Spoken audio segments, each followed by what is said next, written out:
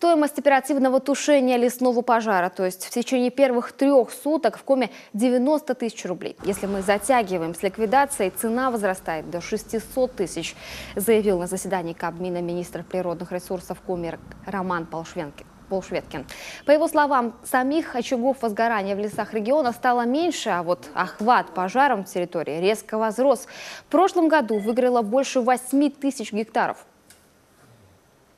Увеличение площади пожаров объясняется тем, что основную долю выгоревших площадей, порядка 63% на территории республики, дали пожары, по которым в соответствии с правилами тушения было принято решение на комиссии по чрезвычайным ситуациям о приостановке работ по тушению. Это 30 пожаров на общей площади 5150 гектар, где затраты на тушение гораздо больше, чем та экономическая ценность леса. Такая практика была положительно оценена в том числе и в Рослесхозе.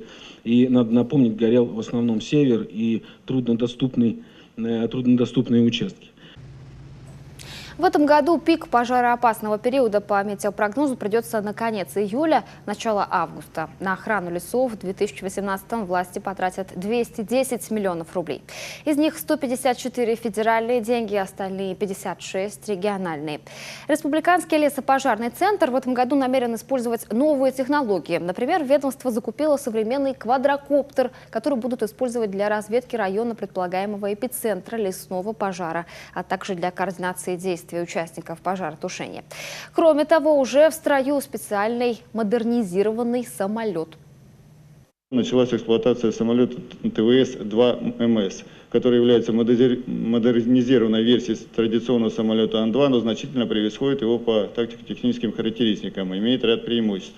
А именно, заправка авиационным керосином позволяет осуществлять дозаправку в любом аэропорту Республики Коми.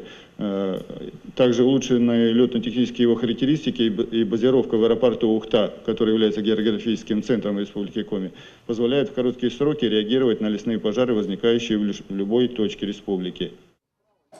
Пока что проверку на готовность к пожарам прошла лишь половина всех населенных пунктов, 189. И в 106 обнаружены нарушения. Окончательно проверки завершат к 1 июня.